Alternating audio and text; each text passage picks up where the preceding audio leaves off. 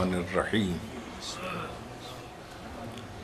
الحمد للہ الذی تجلی للقلوب بالعظمت واحتجب عن الابصار بالعزت واقتدر علی الاشیاء بالقدرت فلا الابصار تثبت لرؤیتہ ولا الاوہام تبلغ کنہا عظمتہ وتجبر بالعظمت والکبریاء وتعطف بالعز والبر والجلال وتمجد بالفخر والبہاء وتحلل بالمجد والآلاء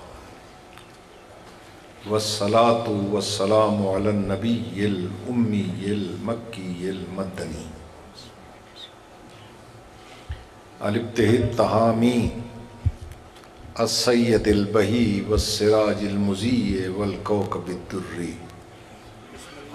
صاحب الوقار والسکینہ المدفون بارض مدینہ بالقاسم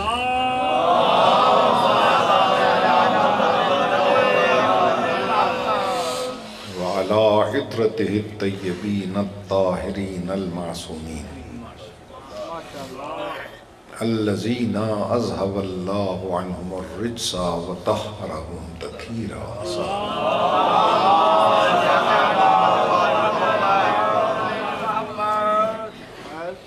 اما بعد فقد قال اللہ تبارک وتعالی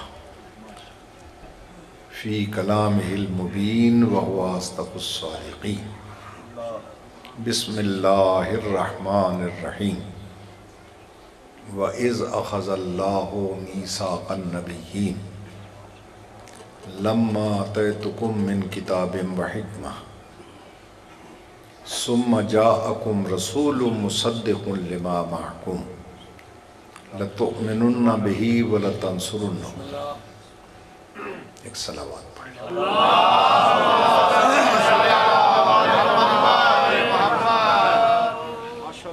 عربی زبان کا ایک قاعدہ کلیہ ہے کہ جب کوئی گزرا ہوا وقت یاد دلانا ہو تو کلام کا آغاز وَإِذْ سے ہوتا ہے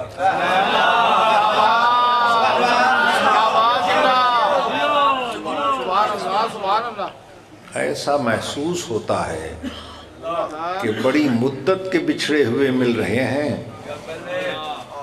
اور اللہ اپنے محبوب کو وہ وقت یاد دلا رہا ہے جب کائنات میں کچھ بھی نہیں تھا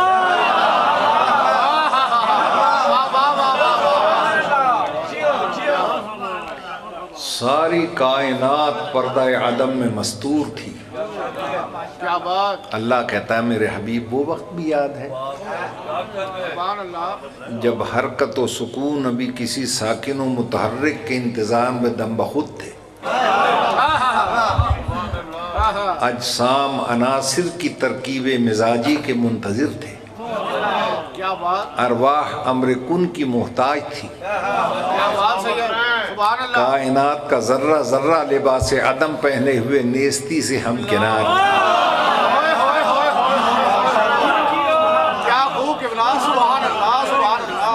صاحبان فلک بے اعتنائی کا شکار تھا اس لیے آفتاب کی نورانی کرس اس پر لگائی نہ گئی تھی زمین کا زمردی فرش بے اعتنائی سے دوچار تھا اس لیے مخملی سبزہ اس پر نمودار نہ ہوا تھا آگ نیستی کی گھٹن میں جلی جاتی تھی اور یہ خاک ناپید ہونے کے سبب مٹی میں ملی جاتی تھی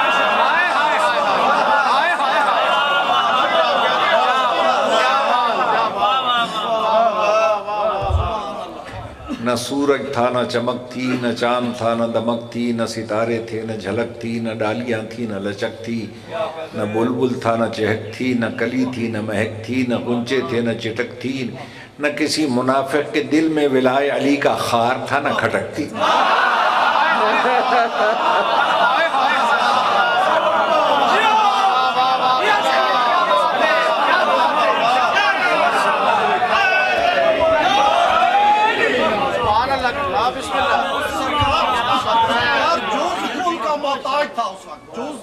نہ تھا، وہ کل کا محتاج تھا. سبحان اللہ. نعرہ حیدری.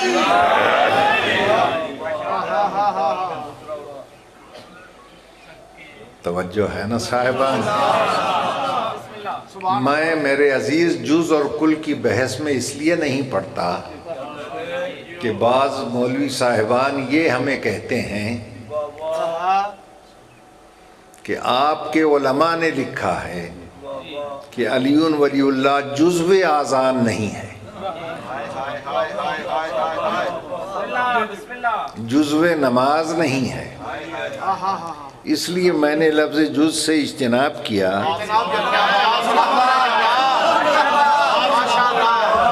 لیکن ہمارے علماء کی گفتگو کو سمجھنے کے لیے عقل چاہیے. جز کسے کہتے ہیں؟ جز اسے کہتے ہیں کہ اگر کل سے نکل جائے، کل باقی تو رہے مگر ناقص ہو جائے.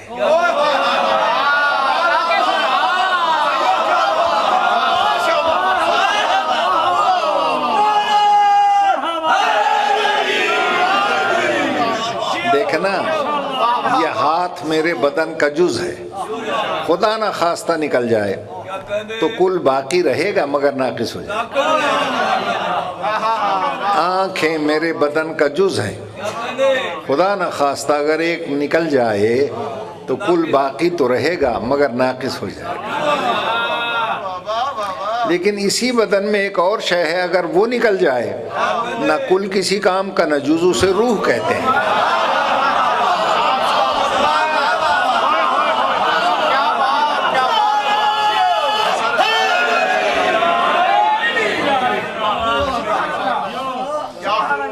تو ہمارے علماء نے یہ سمجھانا چاہا کہ اگر علی ولی اللہ کو جزو نماز یا اذان سمجھ لیں اور وہ نکل جائے تو باقی تو رہے گی اذان اور نماز مگر ناقص ہو جائے گی.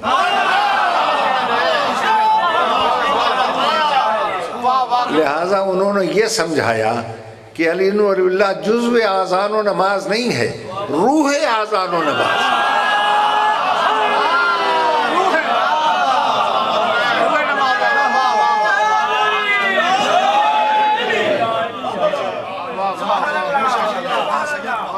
اگر وہ نکل گیا تو نماز اور اذان بے روح کی لاش بن کے رہ جائے.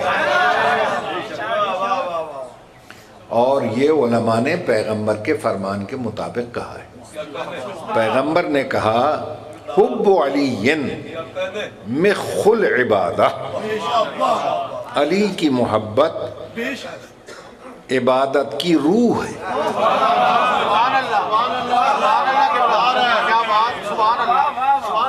بھئی میرے اس عزیز مسرت نے مجھے ایک بکرا پیش کیا،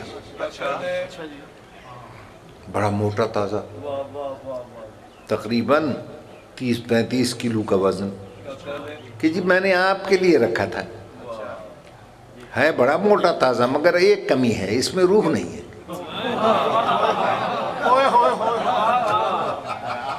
میں نے ہر مذہب کے مولوی سے پوچھا میں کھا سکتا ہوں؟ کہنے لگے حرام ہے. کیا کہنے.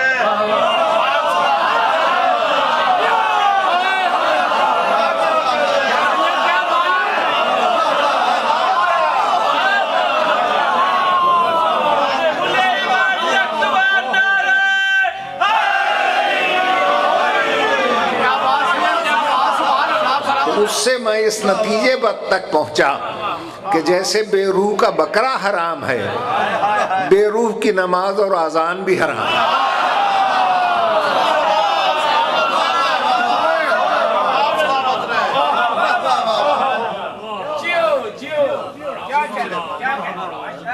توجہ ہے نا صاحبان کرام.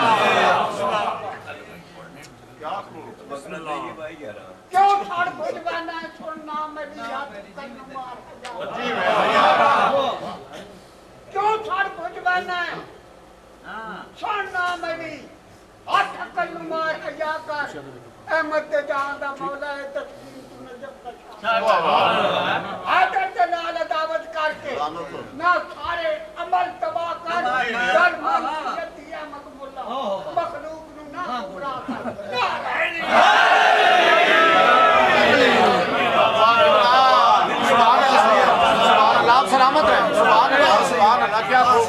دیکھو جی انہوں نے ربائی میں فرمایا ہے ہاتھ مار عقل، یہ بیچارے عقل کو کیسے ہاتھ ماریں؟ کیا کہنے؟ جہاں سے یہ اپنے احکامات لیتے ہیں، پوچھئے عاشق صاحب سے، وہ تو آج تک اپنی عقل کو رسے سے باندھ کے رکھتے ہیں۔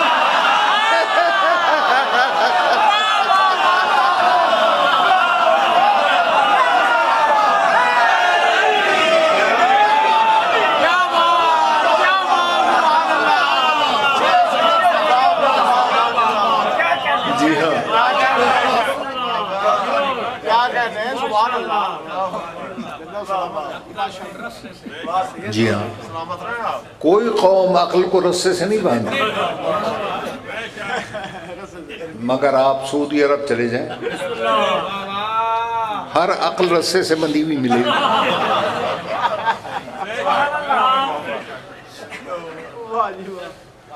میری بات پہ غور ہے۔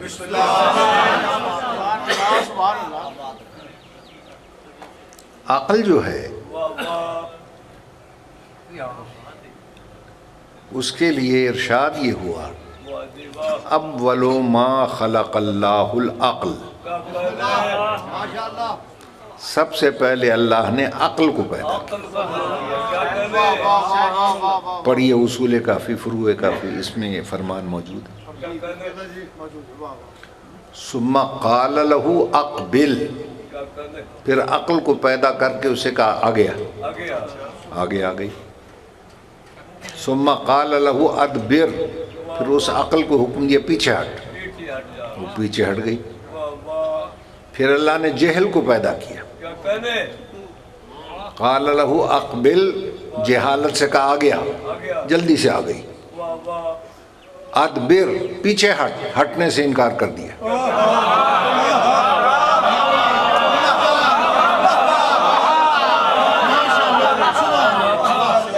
معلوم ہوا جہالت کا آنا آسان ہے، جانا مشکل ہے۔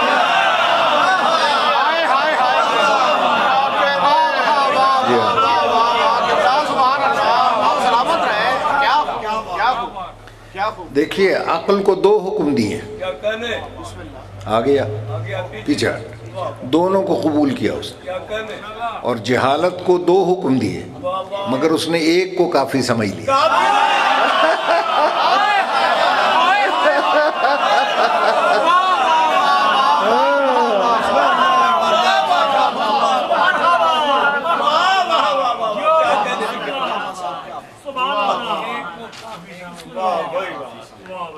اور عقل جو ہے ماہرین علم نفسیات نے بتایا کہ 4 حصوں پر مشتمل ہوتی ہے۔ میں بیان تو کچھ اور کرنے آیا تھا، ان کی ربائی نے میرا رخ بدل دیا۔ عقل کی پہلی منزل ہے عقل حیولانی، دوسری منزل ہے عقل بالملکہ، تیسری ہے عقل بالفعل، چوتھی ہے عقل بالمستفاد۔ عقل حیولانی وہ عقل ہے جو ماں کی گود میں تازہ تازہ بچے کو ملتی ہے۔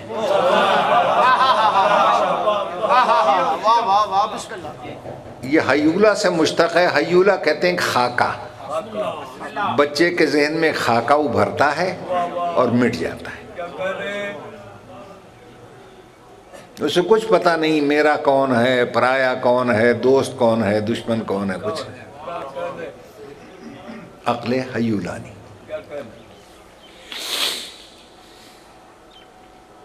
اس کی مثال تازہ پگھلی ہوئی موم کی ہوتی ہے کہ جس سانچے میں ڈھالو وہی شکل اختیار کر جاتی ہے۔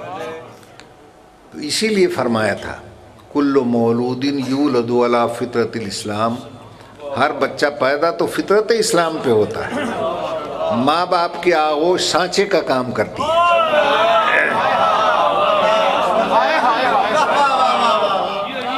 اللہ ان ابویہ یمجسانہ وینصرانہ ویوحدانہ، ماں باپ کی آغوش میں گیا، جیسی آغوش ملی یہودی ماں باپ کی آغوش میں یہودی بن گیا، مسلمان کی مسلمان بن گیا، نصرانی ماں باپ کی گود میں گیا نصرانی بن گیا، کیا بات، سبحان اللہ.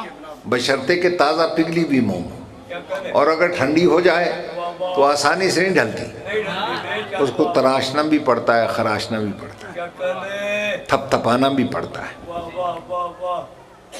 توجہ ہے؟ یہی وجہ تھی کہ جن لوگوں نے رسول کو عقل حیولانی کی منزل سے گزر کر پختہ عقل میں دیکھا، ان کے ڈھلتے ڈھلتے دیر لگی.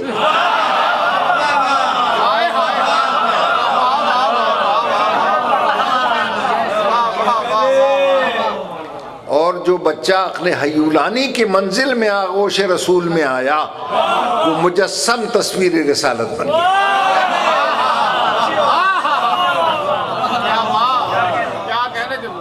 نہیں ابھی کچھ نہیں کہا میں نے، اب کہتا ہوں. آغوش رسالت تو اس کا سانچہ بعد میں بنا ہے، پہلے اس کا سانچہ تھا بیت اللہ.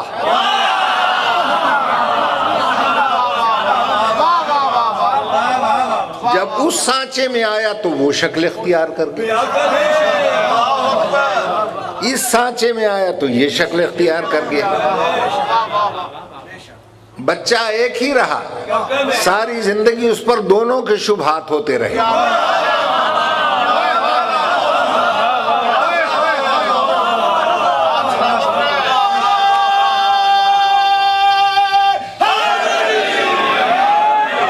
ہجرت کے شب چادر کے نیچے آ گیا تو لوگوں کو شک کہ رسول ہے. معراج کی شب پردہ معراج میں بول پڑا، مولویوں کو شک کہ وہ بول رہا.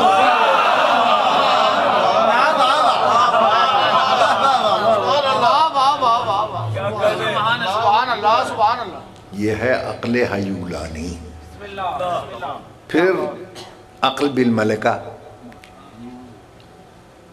یعنی ذرا سا اسے ہوش آنا شروع ہوا تو سمجھنے لگا یہ میری اماں ہے، یہ میرا باپ ہے، یہ میرا بھائی ہے. پھر آئی عقل بالفعل، اس میں نتیجے نکالنے شروع کیے اس نے. 2 اور 2 ملا کے نکالا 4، سوشل اور اینیمل ملا کر نکال دیا انسان، حیوان ناطق. توجہ ہے یہ نہیں؟ پھر آتی ہے عقل بالمستفاد. عقل بالمستفاد صرف معصوم کو ملتی ہے، وہ حقیقت تک پہنچنے کے لیے ترتیب کا محتاج نہیں ہوتا. اس کے سامنے ساری حقیقتیں نمایاں ہوتی ہیں، اور وہ کہتا ہے کہ اگر پردے ہٹ بھی جائیں تو میرے یقین میں اضافہ نہیں ہو سکتا.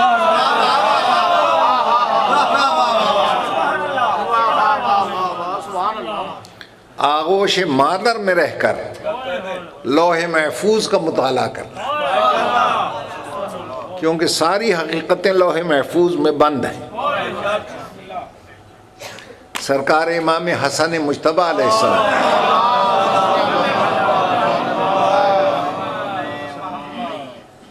خطبہ ارشاد فرما رہے تھے مسجد نبوی میں کہ ایک دشمن محمد علی بک بک کرتا ہوا مسجد میں داخل ہوا. امام نے پہلے اسے دور سے دیکھا، پھر آسمان کو دیکھا، پھر اسے دیکھا. فرمایا کتے نکل جائے یہاں سے.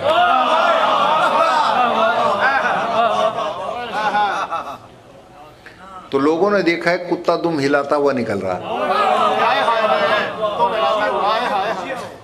اچھا، یہاں مولویوں نے کہا چونکہ یہ شہزادہ زبان رسالت چوس کے پروان چڑھا تھا، زبان میں اتنا اثر آیا کہ اس کے فرمان نے اسے کتا بنا دیا. ہم کہتے ہیں کہ فرمان حسن نے اسے کتا نہیں بنایا، اس کے پاس ہے عقل بالمستفاد. اس نے پہلے اسے دیکھا کہ یہ ہے دشمن علی، پھر لوح محفوظ میں دیکھا کہ دشمن علی کی حقیقت کیا ہے۔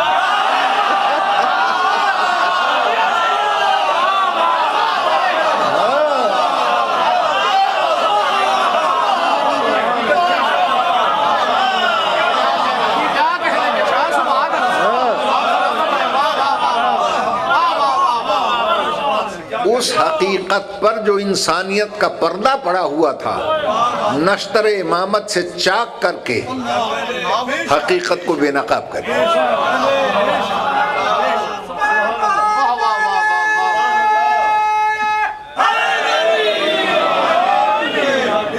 تو یہ عقل بالمستفاد یا نبی کو ملتی ہے یا امام کو؟ اب بھی سمجھ میں نہیں آیا کہ پیغمبر نے کیوں فرمایا تھا؟ جب ایک نے پیغمبر کے خیمے پر نیزہ گاڑ کر اور کہا کہ آؤ میرے مقابلے میں محمد، تو پیغمبر نے کہا تھا من لہذا الکلب، ہے جو کوئی اس کتے کی بھونک کو بند کرے؟ ہم نے کہا یا رسول اللہ آپ مجسم خلق عظیم ہیں، ہمارے حوالے کریں، ہم اسے کتے سے ہی بدتر بنا دیں۔ تو آپ خلق عظیم ہو کر کتا کیوں کہہ رہے ہیں؟ اب فقرہ سنیں۔ لِأَنَّهُ خَوَّفَنِي عَلَى بَابِي مِن رُمْحِهِ، اس نے مجھے میرے خیمے کے دروازے پر آ کر نیزے سے ڈرایا ہے۔ وَمَن يُخَوِّفُ مَعْصُومًا عَلَى بَابِهِ فَهُوَ كَلْبٌ، اور جو کسی معصوم کو نیزوں سے دروازے پہ آ کے ڈرائے اس کی حقیقت ہے کتا ہو جانا۔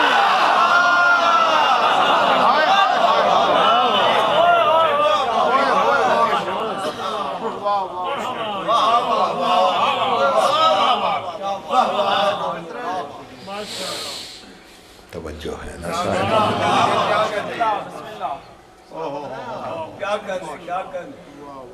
اما بعد فقد قال اللہ تبارک و تعالی فی کلامہ المبین وهو اصدق الصادقین۔ بسم اللہ الرحمن الرحیم۔ انا اعطیناک الکوثر فصل لربک وانحر ان شانئک هو الابتر۔ مجھ سے پہلے میرے عزیز فرما رہے تھے نا الفاطمۃ ام ابیہا، میں نے اس لیے اس آیت کا انتخاب کیا تاکہ میں یہ واضح کر سکوں کہ پیغمبر نے کس موقع پر فرمایا۔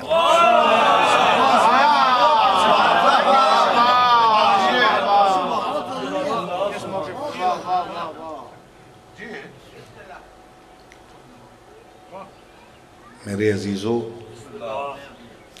ہر محبت کرنے والا یہ چاہتا ہے کہ میرا محبوب مجھ سے کوئی فرمائش کرے، کوئی شے طلب کرے تاکہ میں اس کی مانگ کو پورا کروں۔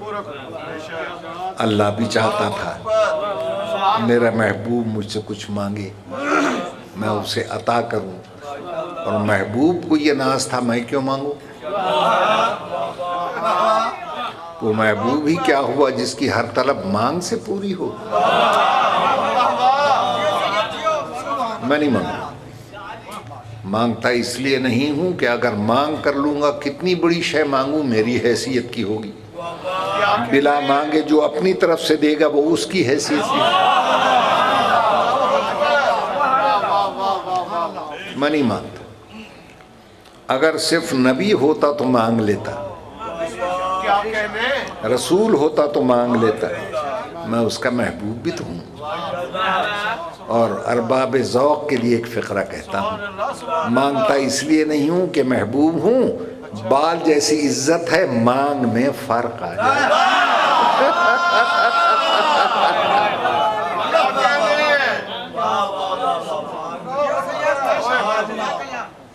میں نہیں مانگتا۔ اچھا، اللہ نے یہ دیکھا کہ شاید میرا محبوب پبلک میں مانگتا ہوا شرماتا ہے، کیا کہنے، ایک رات کو چپکے سے اپنے پاس بلا لیا، توجہ ہے صاحب کہ چل وہاں نہیں مانگا یہاں مانگ لے، یہاں یا میں ہوں یا تو ہے، وہاں پر بھی فاصلہ نہیں رکھا، کہا ادنو منی بلا فصل ہو جا، آ جا آگے آ جا۔ وہ آگے بڑھتا گیا، وہ بلاتا گیا، اتنا آگے بڑھا کہ محبوب کا دل چاہا کہ میں اپنے عاشق کے گلے لگ جاؤں، مگر اس کے گلا نہ تھا، اس کو گلا نہ تھا۔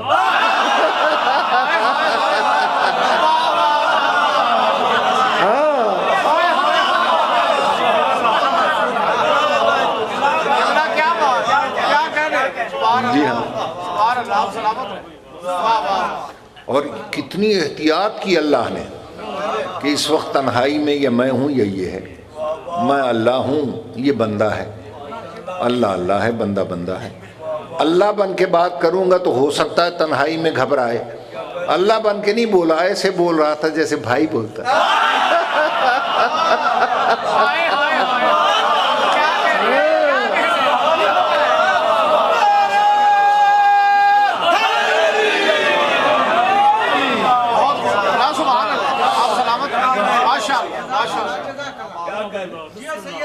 مگر جیسے گیا تھا ویسے ہی واپس آ گیا۔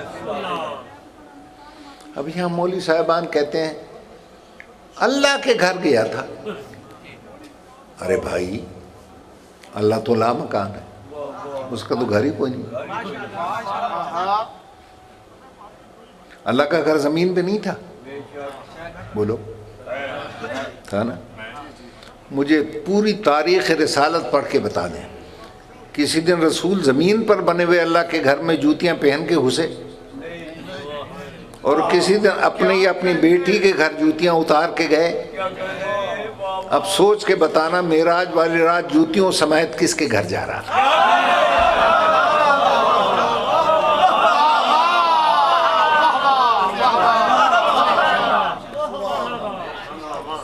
اس گھر میں جا رہا تھا جہاں یا محمد کا راج تھا یا علی کا، اور جہاں میم اور عین کا راج ہو اس کی سیر کو معراج کہتے ہیں۔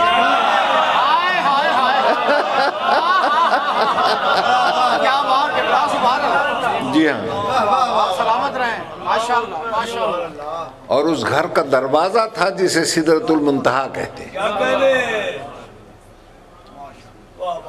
جبریل نے کہا بس میں آگے نہیں آ سکتا۔ کیوں؟ تیری بیٹی کا گھر۔ جبریل نہیں جا سکتا کہ اس کی بیٹی کا گھر ہے، علی جا سکتا ہے کہ اس کا شوہر ہے۔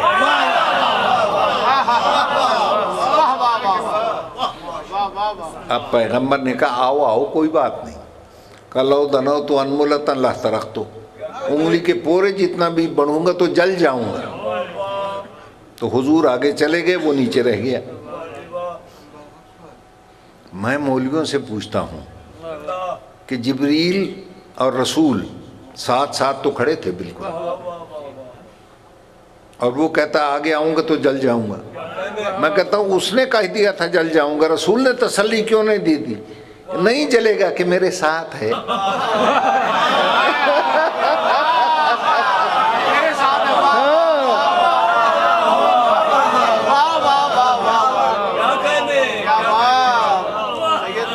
رسول ہی کہہ دیتے میرے نال تک کھڑا ہے تو نہیں جلے گا۔ توجہ فرما لیا آپ نے۔ اور یاد رکھیے یہ اسی کا گھر تھا جسے پیغمبر نے کہا تھا ام ابیہا۔ سبحان اللہ سبحان اللہ، کیا بات۔ توجہ رہے؟ جی ہاں۔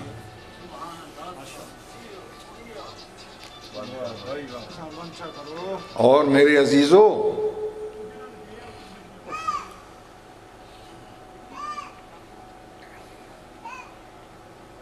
آپ کہیں گے دلیل دے بھائی، دلیل دیتا ہوں۔ جناب سیدہ کے لیے بڑے بڑے لوگوں نے رشتے طلب کیے، توجہ رہے،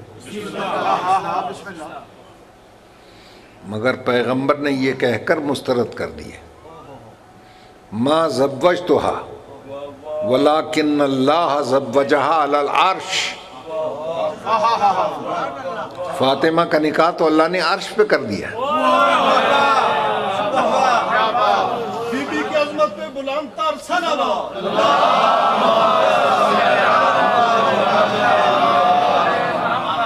بھائی علی تو زمین پہ تھے، یہ عرش پہ اللہ نے نکاح کیوں پڑھا؟ پھر غور سے سنیے، پیغمبر نے کہا عرش پہ اللہ نے نکاح پڑھا، عرش پہ کیوں پڑھا؟ نکاح پڑھا جاتا ہے ہمیشہ لڑکی کے گھر،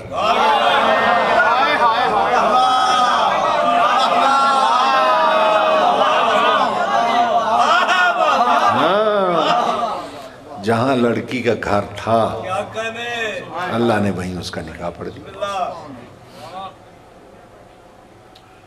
گھبرا تو نہیں گئے؟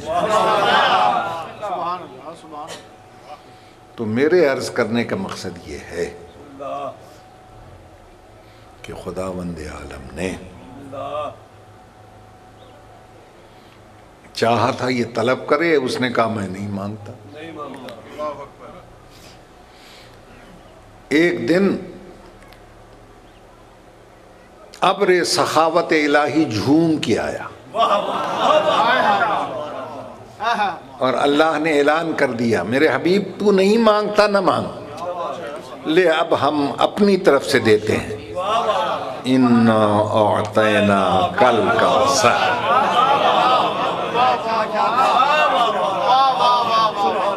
ہم تجھے کوثر کا تحفہ دیتے ہیں۔ مولویوں نے تشریح کر دی کہ جناب جنت میں پانی کا ایک چشمہ ہے، اسے کوثر کہتے ہیں، میں تو پانی پانی ہو گیا۔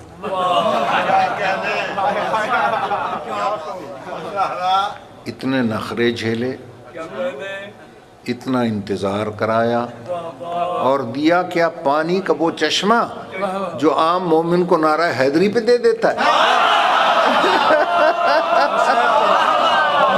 اچھا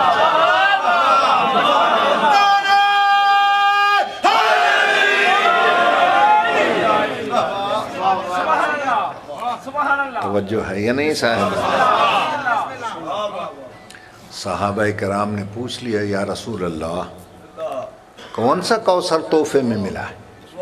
کل صبح نماز تہجد کے بعد میرے دروازے پہ آنا، میں بتاؤں گا۔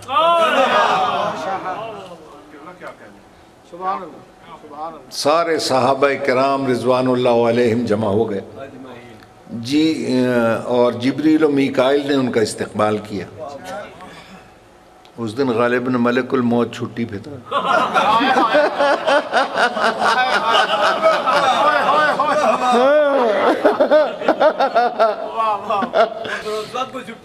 جی ہاں، نہ سب کو نہیں، صرف ملک الموت۔ اچھا جناب، بھئی ناراض تو نہیں بیٹھے؟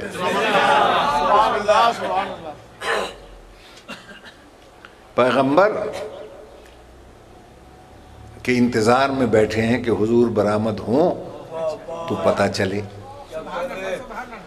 اتنے میں جبریل نے صدا دی، بعد ابا ملاحظہ ہوشیار، سرکار دو عالم، فخر انبیاء تشریف لا رہے ہیں۔ فرشتوں کی دربانی میں، عصمت کے حصار میں، عفت کے حجاب میں، تقوی کے دور میں، طاعت کی قناعت میں، تطہیر کے فرش پر خاک شفا کا مصلی لیے فاطمہ کی تسبیح پڑھتے ہوئے، پنجتن کا پنسورہ لیے پیغمبر برآمد ہوئے اور اپنے سر پہ سفید رومال میں تازہ تازہ پھول لپیٹے ہوئے، آنکھوں سے لگاتے ہوئے، کبھی اسے چومتے ہوئے ارشاد فرمایا، او صحابیو، اللہ نے خدیجۃ الکبریٰ کے بطن طیب و طاہر سے مجھے فاطمہ نامی کوثر دی۔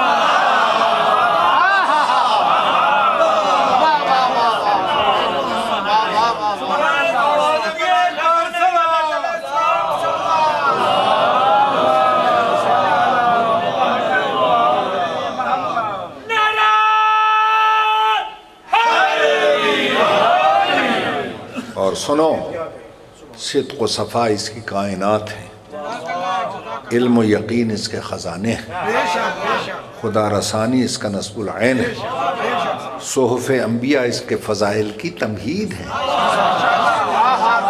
کتب آسمانی اس کے لازوال فضائل کا غیر فانی مجموعہ ہے، انبیاء اس کے انوار عمل کا منارہ ہے، توحید حقہ کے آغوش اس کے حسن کمال کا گہوارہ ہے، اس کا فضائل پھیلے تو قرآن بنتا ہے، عمل سمٹ جائے تو آل محمد بنتا ہے۔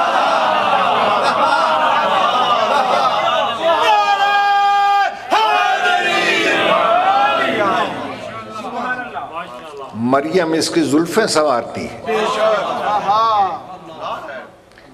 وحی کی نقل و حرکت اس کے جلوس شاہانہ کی ترتیب دیتی ہے۔ اس کا اور مریم کا تو کوئی تقابل ہی نہیں ہے، توجہ ہے یا نہیں؟ تھی وہ بھی معصومہ ہے، یہ بھی معصومہ، لیکن فرق سمجھیں، مریم کے پاس صرف اتنی عصمت تھی جو عیسیٰ تک چل کے ختم ہو،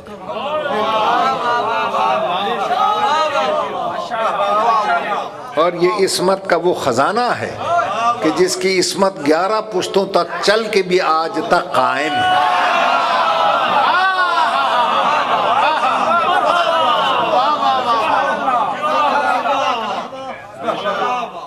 اور دونوں معصوم گھرانوں کا اللہ نے تعارف کروایا۔ جب عیسیٰ اور مریم کا تعارف کروایا تو کہا وَكَانَ يَأْكُلَانِ الطَّعَامَ، عیسیٰ اور مریم تو کھانا کھاتے ہیں۔ بھئی یہ کیا تعارف ہوا؟ کون ہے جو کھانا نہیں کھاتا؟ اب سردار صاحب کہیں ایسا مولوی لاہور سے بلایا جو کھانا کھاتا ہے، مگر اللہ کے کلام میں مصلحت یہ ہے چونکہ عیسائی عیسیٰ اور مریم کو خدا مانتے تھے، خدائی میں شریک کرتے تھے، تو اللہ نے بڑی آسانی سے ان کے اس کو باطل کر دیا، عقیدے کو، کہ جنہیں تم خدا مانتے ہو تو کھانا کھاتے ہیں۔ لیکن جب ہماری شہزادی کا ذکر کیا تو کہا یطعمون الطعام، یہ کھانا کھلاتے ہیں۔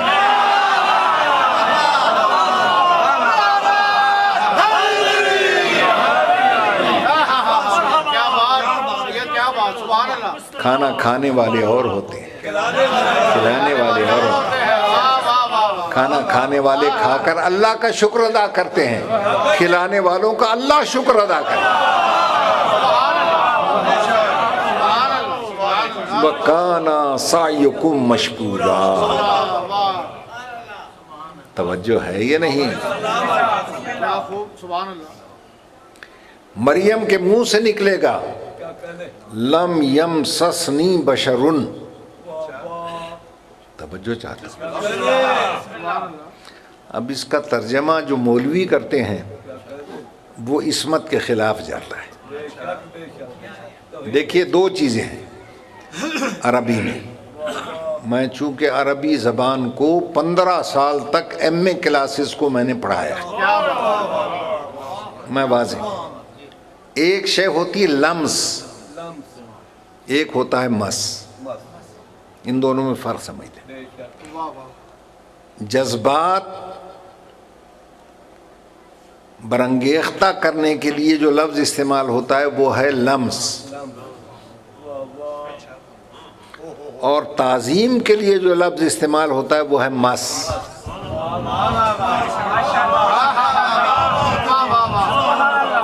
جیسے قرآن کو مس کرنا، اسی لیے اللہ نے بھی کہا لا یمسہ الا المطہرون، اسے مس نہیں کر سکتا کوئی مگر مطہر۔ جیسے غلاف کعبہ کو مس کرنا، توجہ ہے یہ نہیں؟ لہذا جو مولوی ترجمہ کرتے ہیں نا کہ مجھے کسی بشر نے چھوا تک نہیں، یہ ہم حیدری یہ ترجمہ نہیں کر سکتے، وہ معصومہ ہے۔ اس کا ترجمہ یہ ہے کہ مجھ کو تو آج تک تعظیماً بھی کسی نے چھوا نہیں۔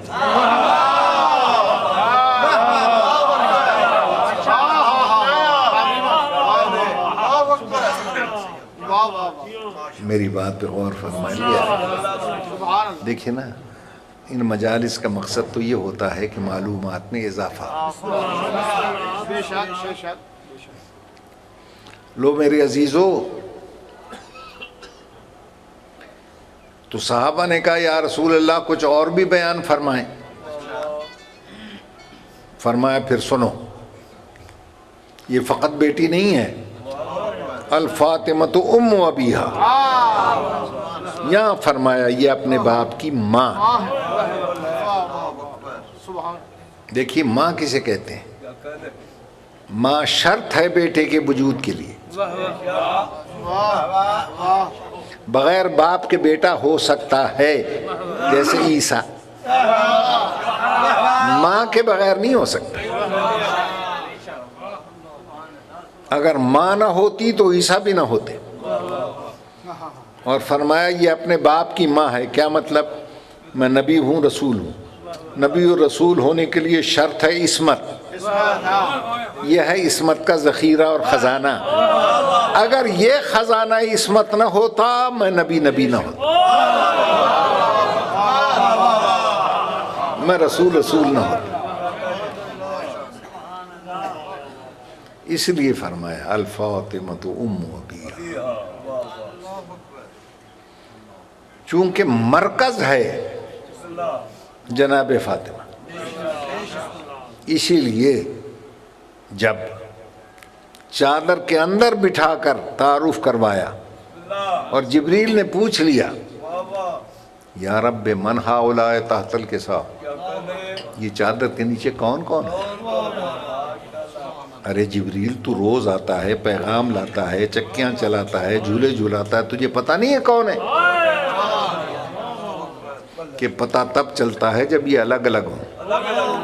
اکٹھے ہو جائیں تو نور واحد بن جاتے ہیں. سمجھ میں نہیں آتا کون کون بیٹھے. تو پیغمبر نے کہا اللہم ہؤلاء اہل بیتی، یہ ہیں میرے اہل بیت. اور جب اس نے پوچھا ذرا نام لے کے تو تعارف کروائیں، تو نام لیا جاتا ہے اس کا جو مرکزی حیثیت رکھتا ہے.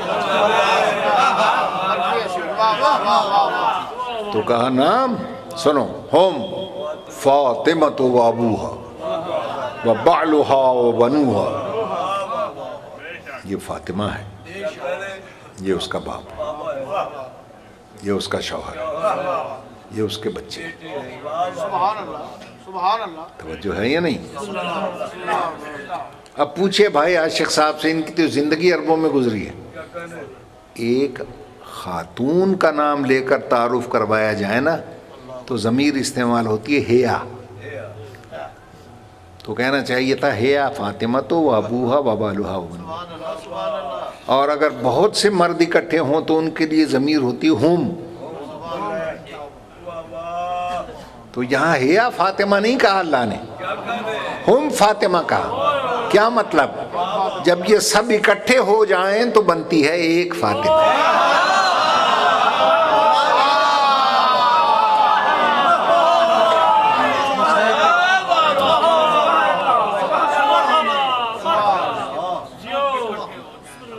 توجہ ہے نا صاحبان؟ حالانکہ مرکزی حیثیت تو رسول کی تھی. اللہ کو کہنا چاہیے تھا کہ اہل بیت کے تعارف میں یہ رسول ہے، یہ اس کی بیٹی ہے، یہ اس کا داماد ہے. مگر اللہ جانتا تھا کہ اگر میں رسول کا نام لے کر اہل بیت کا تعارف کراؤں گا، خدا جانے کتنی بیٹیاں اہل بیت ہو جائیں.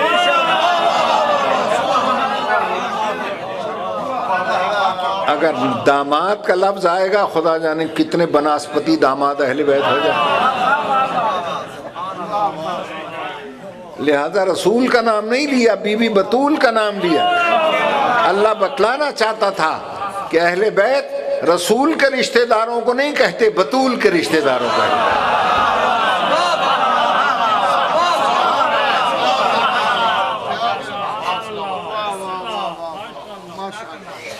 اور چونکہ مرکز اہل بیت تھیں تو سائنس میں مرکز کی خوبی یہ ہے، نشانی یہ ہے کہ جب مرکز ہلتا ہے تو ہر شے اس سے وابستہ ہل کے رہ جائے.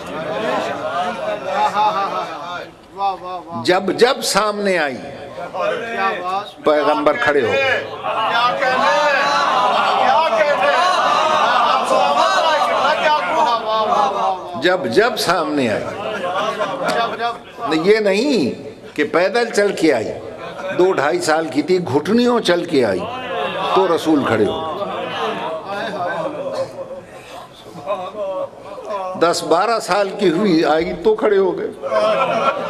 رسول کی علالت کا عالم کمزوری کا مقام تھا, بہت کمزور تھے, لیکن جب حجرے میں سیدہ آئیں کوہنیوں کو ٹیک لگا کر کھڑے ہو گئے. بس بیان میرا ختم ہوا. اب مجھے سوچ کے بتائیے گا کہ ساری زندگی جس کا کھڑے ہو کر استقبال کیا ہو, اس کے دل میں نہیں بیٹھ جائے گی کہ اب میں جہاں جاؤں گی میرا ایسے ہی استقبال ہوگا.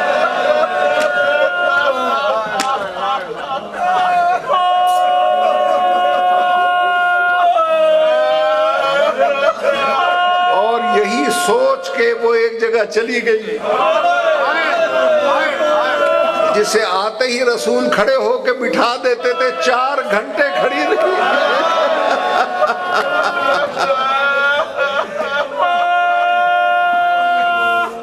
مگر رحمت کی بیٹی تھی,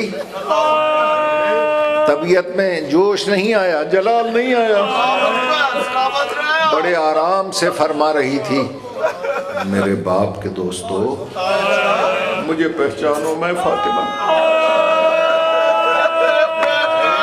تم اچھی طرح جانتے ہو میرا بابا مجھ سے کتنی محبت کرتا تھا. میں تم سے حکومت دولت نہیں مانگتی, میرے بچوں کا واحد گزارا یہ زمین کا ٹکڑا ہے, مجھے واگزار کر کیوں میں کوئی سخت بات تو نہیں کی. کیا جواب ملا؟ جو بھی جواب ملا سن کے گھر آ گئی. گھر کے دروازے پہ کھڑی تھی چھوٹی فاطمہ, اس نے بسم اللہ کہہ کے ماں کا استقبال کیا اور صرف اتنا پوچھا, اماں دربار میں کیا گزری؟ بیٹی کا سر چوم کے ایک ہی فقرہ کہا, بیٹا جو آج حالت میں دیکھ کے آئی ہوں, اگر یہی حالت رہی تیری چادر کی خیر نہیں.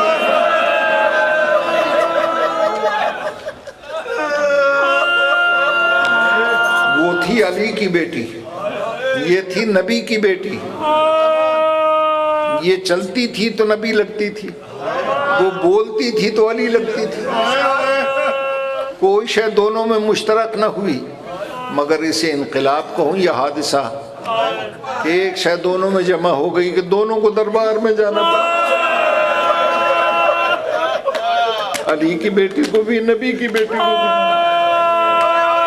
مگر فرق اتنا تھا کہ نبی کی بیٹی پہلے دربار گئی پھر زخمی ہوئی, اور علی کی بیٹی پہلے زخمی ہوئی پھر دربار گئی.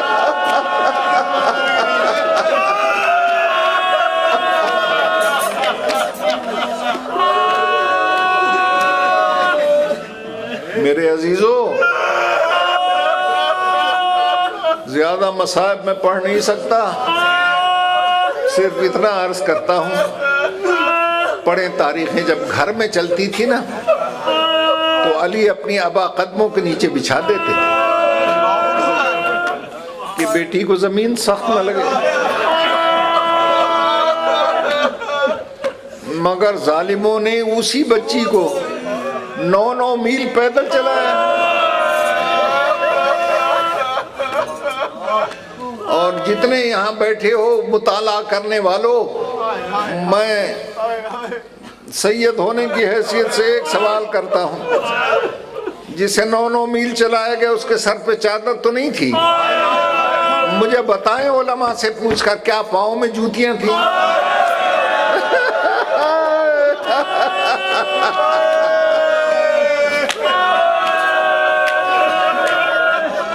جوتیاں تو شام غریبہ خیموں میں جل گئی,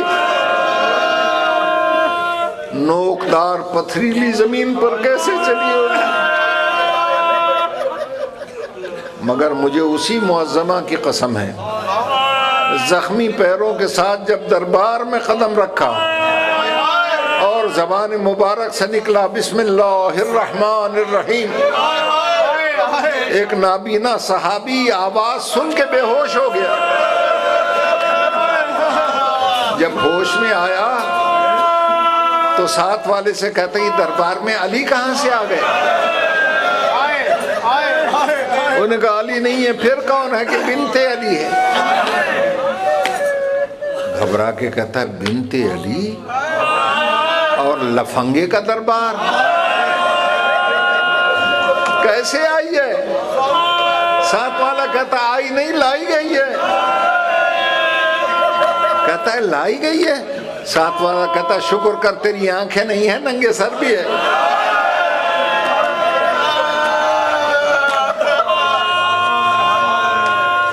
تو نے دیکھا نہیں، اس کے ہاتھ بھی بندھے ہوئے ہیں۔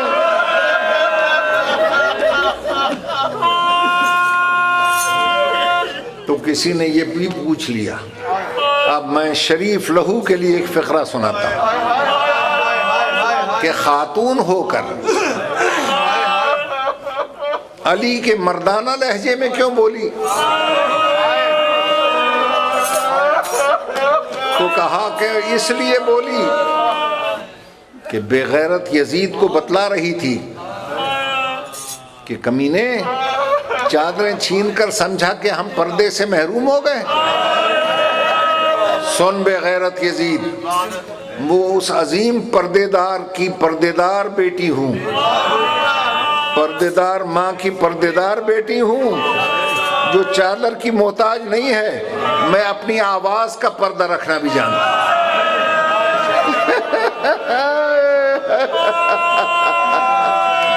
میں اپنے لہجے کا پردہ رکھنا بھی جانتی ہوں۔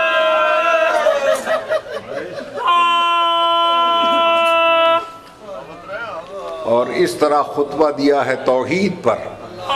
زندگی رہی تو پھر پورا خطبہ کبھی میں سناؤں گا آپ کو۔ اور اللہ نے بھی آواز دے کر کہا واہ علی کی بیٹی، اس حالت میں بھی مجھے ثابت کر رہی ہے۔ لے نبوت ختم ہو گئی، امامت ختم دے چکا ہوں، جنت کے تم مالک ہو، مگر انعام تجھے دوں گا۔ میں اپنی ذاتی چیز دیتا ہوں، وہ ہے بقا، جب تک میں باقی تب تک تم باقی۔